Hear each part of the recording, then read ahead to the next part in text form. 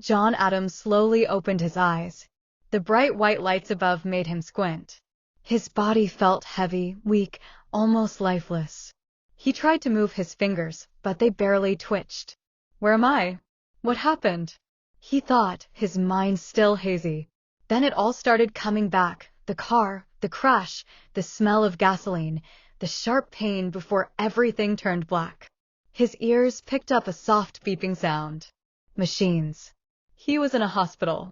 But why did his body feel so powerless? It was as if he had been lying there for days. Just as he tried to process everything, a voice made him freeze. Dr. James, tell me, how long will he stay like this? Will he just lie there forever? John recognized that voice, his wife, Mary. The doctor hesitated before answering. He has a very small chance of waking up. But miracles do happen. Mary let out a frustrated sigh. I see. Well, keep me updated. John's heart pounded. Why did she sound disappointed? Then his world shattered. Mary's phone rang.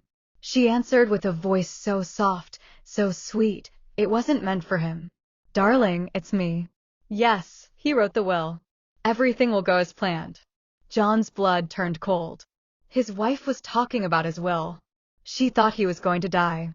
And worse, she was happy about it. His fingers curled slightly. His mind sharpened. He had no strength to fight back. Not yet. So he made a choice. He would pretend to be dead. John lay still, forcing himself to breathe slow and shallow. The steady beep of the machines helped sell the illusion. He listened, his heart pounding, as Mary continued speaking on the phone. He could hear every word, every breath, every movement in the room. But he had to stay perfectly still. He couldn't let Mary know that he was awake. Not yet. The first time he had heard Mary talking about a will, he had convinced himself he was overthinking things.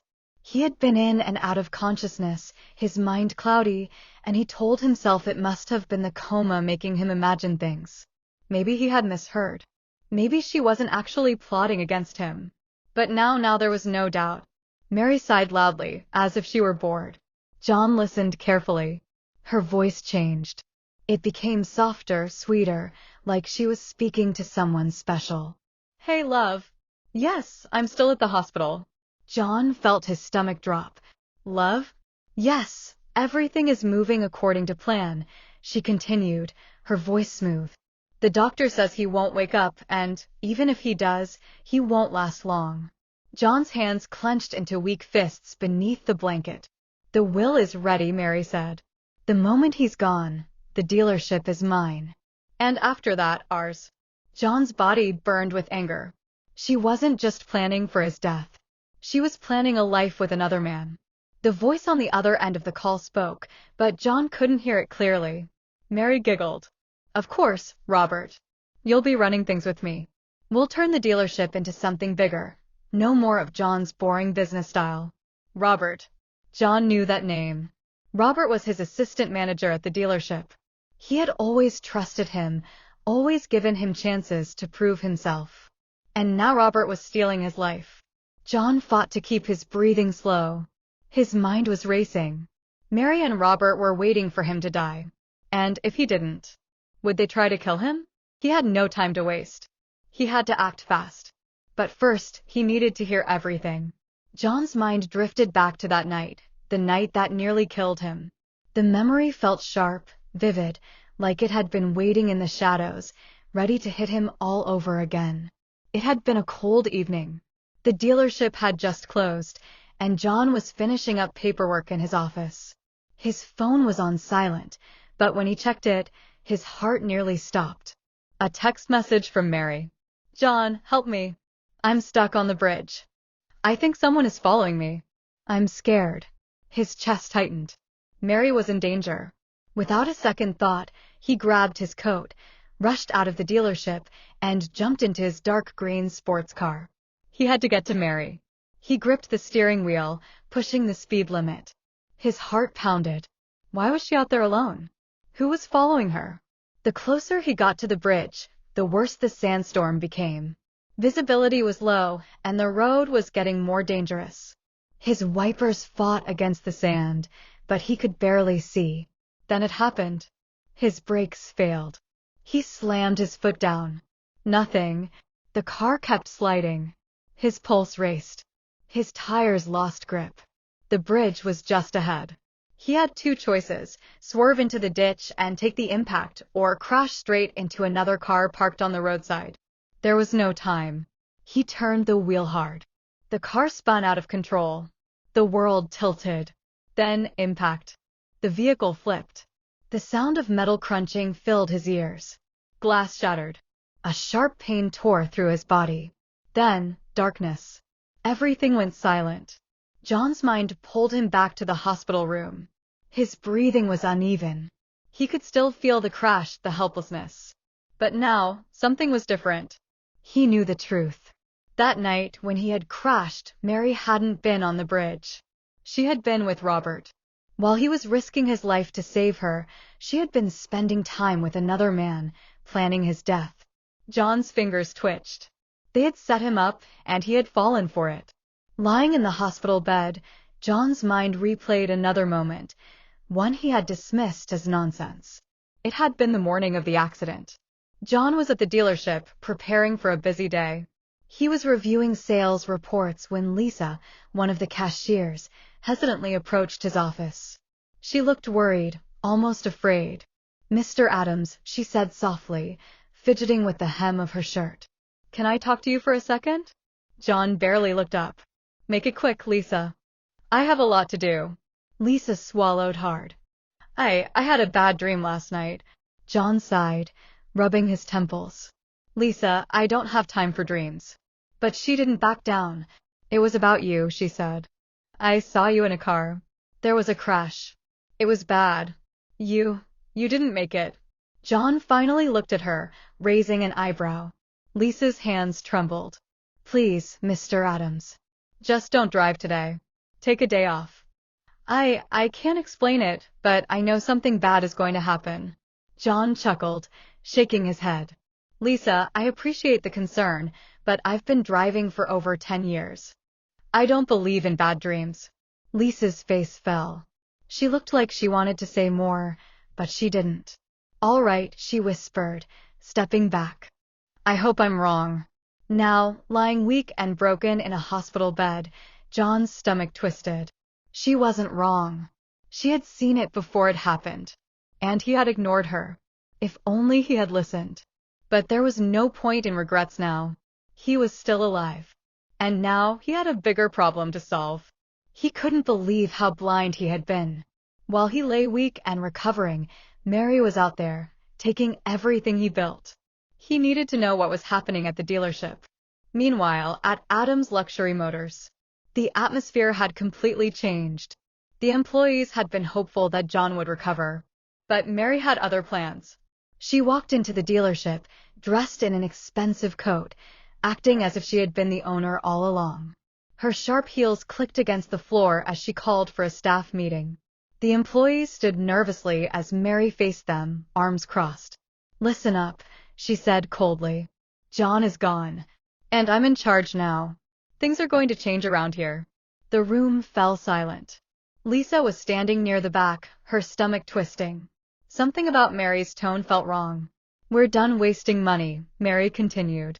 "This dealership will run how I say. If you don't like it, you're free to leave." She turned her gaze toward Robert, her lover, who stood beside her with a smug look on his face. "Robert will be handling operations now," she announced. The employees exchanged nervous glances. Robert? He wasn't fit to run a dealership. John had always been fair and kind. He treated his employees like family. But Mary? She was ruthless. The first real blow came just 2 days later. Lisa was called into Mary's office. She felt a pit in her stomach. Something was wrong. She stepped inside cautiously. Robert stood next to Mary, arms crossed. Mary leaned back in John's old chair, the chair that didn't belong to her, and smiled. "Lisa," she said. "I'm afraid we have a problem." Lisa swallowed. "What problem?" Mary sighed, pretending to be concerned. "We have evidence that you've been stealing from the dealership." Lisa's heart stopped. "What?" Robert slid a piece of paper across the desk. It was a fake report listing missing funds from the register. I didn't steal anything, Lisa protested. Check the cameras. Ask the other employees. Mary simply shrugged. The decision is final. You're fired. Lisa's hands shook. You can't do this. But Robert grabbed her arm and escorted her out. The other employees watched in shock as Lisa was dragged out of the dealership. Lisa turned, tears in her eyes. She had warned John about the accident. Now, she was paying the price. Back in the hospital, John had no idea what had just happened. But he could feel it. Something was very, very wrong. And he was right. Lisa was gone. His dealership was stolen. Mary and Robert were in control. But what he didn't know yet was that he was only alive because of a stranger. 3 weeks earlier, the night of the crash, the sandstorm had blinded the city. The roads were dangerous. The accident had happened so fast. John's car had skidded, flipped, and slammed into a tree. The gasoline had started leaking. Smoke rose from the hood. John was unconscious, strapped in the driver's seat. He had seconds before the car exploded. People stood at a distance watching. But no one moved. No one dared run toward the burning car. No one except Tom. Tom was a homeless man, a drifter with no place to go. He had been sheltering in an alley nearby, trying to stay warm, when he heard the crash. Most people ran away from danger. But not Tom. He didn't think. He just acted. He ran through the blizzard. When he reached the wrecked car, he could smell gasoline. If he didn't act now, the whole thing would blow. Through the broken glass, he saw a man inside, unconscious, bleeding, barely breathing. Lisa and Mike exchanged glances. What do you mean? Lisa asked. Tom leaned back against the wall, staring at the ceiling. 3 weeks ago, I pulled a man out of a burning car. Lisa's breath hitched. A burning car? Tom nodded. There was an accident, a big one. People just stood there watching, scared to come close. I ran in, smashed the window, and dragged the guy out. Mike frowned. You mean you saved someone's life? Tom sighed. Yeah. I barely made it out myself. Lisa's heart was pounding now. A burning car. A man trapped inside. A memory hit her like a punch to the chest, the accident. John Adams's accident. She grabbed Tom's arm. The man you saved. Do you remember what he looked like? Tom gave her a tired, confused look. I don't know. It was dark, his face was covered in blood, and he was unconscious. Lisa swallowed hard. Was it a dark green car?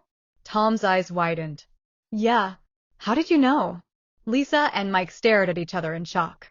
Tom, you saved John Adams. Tom froze. Who? Lisa's voice shook. The man you pulled out of that car was the owner of Adams Luxury Motors. My former boss. Tom stared at her, his mind racing. He had risked his life to save a man he had never met, and now Lisa was telling him who that man was. Lisa took a deep breath. Tom, John Adams isn't dead. He's alive. Tom's heart pounded. For 3 weeks, he had thought that man was gone. But now he was alive. And it felt good. Then, the plan for revenge begins. Lisa, Mike, and Tom sat in silence, letting the weight of the revelation settle. John Adams is alive. Tom shook his head in disbelief. I thought he didn't make it. After I pulled him out, I had to run before the car exploded. Lisa's hands trembled. No, he survived. But he has no idea what's happening right now. Mike let out a long sigh. That means he doesn't know Mary has taken over the dealership. He doesn't know Robert is running things now. Lisa clenched her fists. And he definitely doesn't know Mary fired me on fake charges. The room went quiet again. Then Tom spoke. We need to find him. Lisa nodded. Yes, but where do we even start? Mike leaned forward. He must still be in the hospital. He was in a coma, right? He won't be in any shape to go anywhere. Lisa stood up, determination in her eyes. Then we go there. We need to tell him everything. Tom hesitated. What if Mary already got to him? What if she's making sure he doesn't wake up? Lisa's stomach twisted. Then we're already too late. Meanwhile, at the hospital, John couldn't wait any longer. He had heard enough. He knew what Mary was planning. She hardly came to visit him anymore, and he knew his life was in danger. If he stayed in the hospital any longer, he would be powerless to stop it. He needed to leave. Tonight, the only person he could trust was Sarah, the nurse who had been taking care of him. She had been kind, gentle, and, most importantly, she had kept her mouth shut when he whispered to her, "Please don't tell anyone I'm awake." Now, she stood beside his bed, a small bag in her hands. "Are you sure about this?" she whispered. "You're still weak." John nodded, gripping the edge of the bed. "I don't care. If I stay here, Mary will find a way to finish what she started." Sarah sighed, but she helped him up. His body ached. His muscles were weak. But he fought through the pain. Sarah handed him a pair of men's clothes. "They belong to my brother," she said softly. "They should fit." John took them and quickly changed. He barely recognized himself in the worn-out jeans and plain shirt. Sarah handed him a walking stick. "You'll need this." He nodded. "Thank you." Then, carefully, they slipped out of the hospital. The house that was no longer his. John's heart started beating faster as he approached his house. The home he had built. The home he had shared with Mary. He had his keys, but when he tried them in the lock, they didn't fit. His stomach twisted. She changed the locks. John clenched his jaw. Mary had wasted no time erasing him, changing his house to hers, and making sure he had no desire to come back. His mind raced. He couldn't just walk away. He needed to see what was happening inside. Then, luck was on his side. The gate was slightly open. Slowly, carefully, he pushed it open and stepped inside. The living room lights were on. He could hear music playing. And then laughter. His blood ran cold. He stepped toward the window, peering inside. There, sitting on his couch, wearing his clothes, was Robert. Robert laughed, holding a glass of expensive whiskey. Across from him sat Mary, smiling, her legs wrapped around his lap. John felt like he had been punched in the stomach. His wife, his best employee, living in his house, wearing his clothes, spending his money. John's fingers tightened around the walking stick. He wanted to storm in. He wanted to shout, to demand answers, to throw Robert out of his home. But he took a deep breath. No, not yet. Mary and Robert thought he was dead or dying. He had one chance to turn the tables, and he was going to take it. John stood outside his own home, his hands clenched into fists. Sarah, who had patiently waited for him outside the house, joined him. The rage boiling inside him was unlike anything he had ever felt before. Inside, Mary and Robert laughed, drinking expensive whiskey as if they had already won. John's muscles tensed, but he forced himself to stay hidden. "I need to hear everything," he said, turning to Sarah. He needed to know just how deep the betrayal went. Inside the house, Mary leaned closer to Robert, a wide smile on her face. "Can you believe it?" she said, swirling her drink. "It's almost funny. John spent years running that dealership like a fool. Now it's finally ours." Robert chuckled. "I won't lie, babe. It was easier than I thought. Once John was out of the picture, taking over was simple." John gritted his teeth. "Out of the picture?" Mary sighed dramatically. "I just wish the accident had finished him off." John's heart stopped. Robert smirked. "Relax. He's in a coma. He won't wake up. And if he does, well, we'll deal with it." John's blood turned to ice. They wanted to finish me off? This wasn't just about the dealership. This wasn't just about greed. Mary and Robert were willing to kill him to get what they wanted. Mary set down her glass and leaned forward. "By the way, did you make sure the accident looked clean?" John froze. Robert smirked. "Of course. The brakes failed exactly when they were supposed to." John felt the air leave his lungs. "They planned it. The accident wasn't just bad luck, it was a setup." Mary had sent that fake text, knowing John would rush to help her, and Robert had made sure his brakes failed at the right moment. John was never supposed to survive. His whole body shook with fury. For years, he had loved Mary. He had trusted Robert. And in return, they had plotted to kill him. John took a deep breath, his fists trembling. He could walk in now. He could reveal himself. Let them see the ghost they thought they had buried. Or he could wait. Play the game better than them. Strike when they least expected it. He glanced at the street. Somewhere out there, Lisa, Mike, and Tom were looking for him. But they had no idea that he had already escaped. And they had no idea just how deep the betrayal ran. John's lips curled into a cold smile. They thought they had won. They had no idea what was coming next. At the hospital, Lisa, Mike, and Tom arrived at the hospital, their hearts pounding. They had rushed there as fast as they could, knowing that John had no idea what was happening at the dealership. Lisa ran up to the front desk. "John Adams. Where is he?" The nurse looked confused. "Mr. Adams?" She flipped through some papers, then frowned. "He's not here." Lisa's stomach dropped. "What do you mean he's not here?" The nurse shrugged. "He was discharged." Mike stepped forward. "Discharged? When?" The nurse glanced at the clock. "About an hour ago." Lisa's body went cold. They were too late. Across the city, John Adams sat in a cozy, quiet guest house.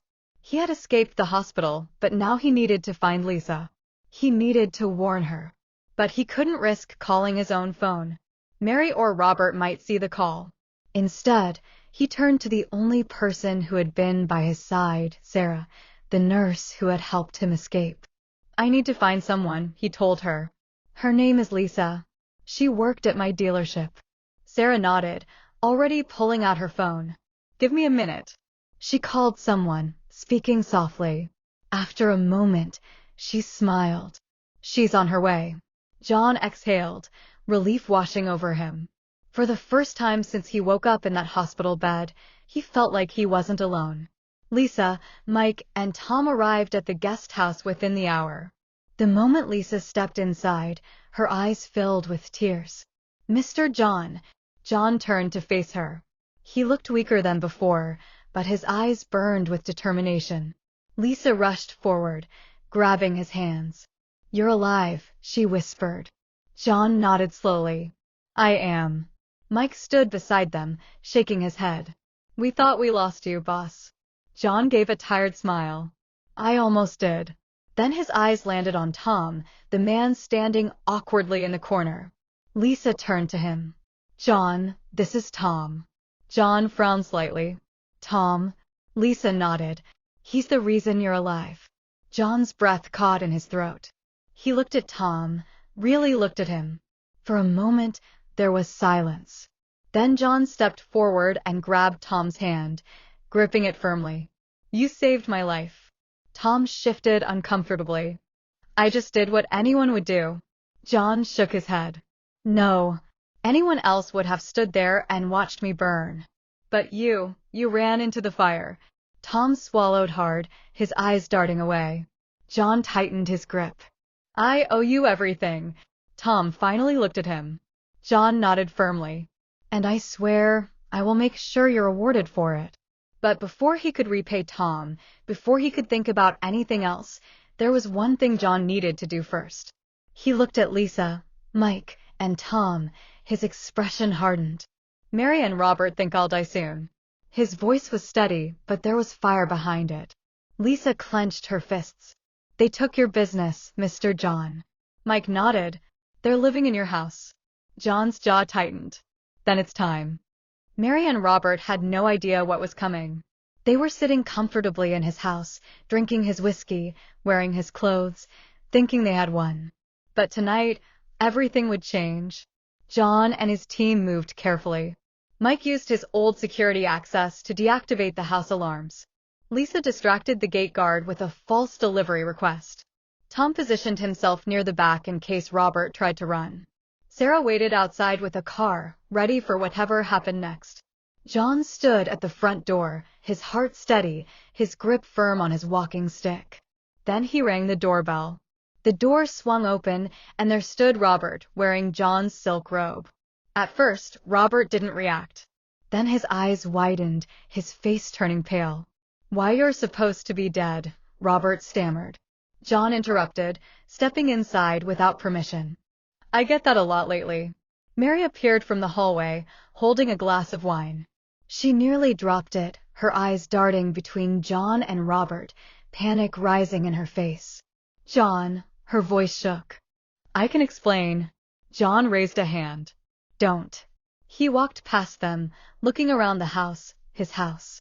Everything was exactly as he had left it, except now it reeked of betrayal. You changed the locks, he mused. Didn't take you long. Mary swallowed hard. John, please, I made a mistake. John turned sharply, his eyes cold as steel. A mistake? He echoed. A mistake is forgetting an anniversary. A mistake is breaking a dish. He took a slow step forward. But trying to kill your husband? His voice dropped to a dangerous whisper. That's not a mistake. That's murder. Mary's breath hitched. Robert stiffened. The trap was set. John turned his gaze to Robert. You cut my brakes. Robert's face drained of color. That's a lie. John chuckled darkly. Is it? He pulled out his phone and played an audio recording. Robert's own voice filled the room. Of course, the brakes failed exactly when they were supposed to. Mary gasped. Robert staggered back. John had proof. So tell me, Robert, John said, taking a slow step forward. What's your next move? Robert's eyes darted toward the back door, but before he could move, Tom stepped inside. Going somewhere? Tom asked, cracking his knuckles. Robert froze. He was trapped. Mary fell to her knees. John, please. I was desperate. John shook his head. You were greedy. Mary grabbed his leg, sobbing. We can fix this. We can go back to the way things were. John looked at her with nothing but disgust. There is no way. He stepped back, shaking her off. Pack your things and get out. Mary's face twisted. John, please. Now. His voice was final. Mary burst into tears, but she knew it was over. She stumbled upstairs to grab her things. Robert, still frozen in place, turned back to John. His fear had turned to anger. You think you've won? Robert sneered. You're weak, John. You're nothing without me. John let out a cold laugh. Robert's fists clenched. You don't deserve that dealership. I was the one keeping things running. John tilted his head. Oh, you mean the dealership that's drowning in debt now? The one that's lost half its customers in the last 3 weeks. Robert's mouth snapped shut. John stepped closer, lowering his voice. You think I don't know what you've done? You're finished, Robert. Robert shoved past him, storming toward the door. You'll regret this. John smiled. Not as much as you will. Robert turned, opened his mouth to say something, but one look at Tom, and he shut it again. Then he disappeared into the night. John exhaled. He had taken back his home. But this wasn't the end. There was one last battle left to fight. The house was quiet now. For the first time in weeks, John Adams stood in his own home, free from the presence of traitors. Mary and Robert had stolen from him, betrayed him, and tried to kill him. And now it was time for them to pay. John pulled out his phone and dialed a number he hadn't called in years. A deep voice answered. Detective Camus speaking. John didn't waste time. I have information about a fraud case you closed 3 years ago. I believe you need to reopen it. There was a brief pause. And who am I speaking with? John's voice was firm. John Adams. He laid it all out, how Mary had manipulated him, how she had forged documents, how she had stolen money before and gotten away with it. But this time, he had proof. Lisa and Mike had kept records of suspicious transactions at the dealership. Tom had overheard conversations that linked Mary to past schemes. And now, with the attempted murder tied to her name, there was no escaping justice. John hung up the phone. The police were on their way. It was finally over. Mary had been silent upstairs, gathering her things. Too silent. John turned, just in time to see her charging toward him, a heavy glass vase in her hands. Her face was twisted in rage. You ruined everything. She swung the vase straight for his head. Before she could make contact, Sarah stepped in. With one swift move, she grabbed Mary's wrist, twisting it back. The vase slipped from her hands and shattered on the floor. Mary let out a sharp cry, falling to her knees. Sarah glared down at her. You're done. The sound of sirens filled the air. Moments later, two police vehicles pulled up outside. Detective Camus and his officers stepped inside, taking in the scene. John stood tall, unshaken. She tried to kill me. And I have evidence she's been involved in fraud for years. The officers moved fast. Robert, who had nowhere to run, was pulled out of his car and handcuffed on the spot. Mary screamed and fought, but two officers restrained her, pinning her arms behind her back. Her eyes locked onto John, pure hatred burning in them. "You think this is over?" she spat. "You'll regret this, John." "I swear." John stepped forward, staring down at her with nothing but cold indifference. "The only thing I regret," he said, "is not seeing through you sooner." Mary thrashed as she was dragged outside, her screams fading as they shoved her into the police car. Robert was already inside, his face pale, his shoulders slumped. He had no fight left in him. The doors slammed shut. The cars drove away. And just like that, it was over.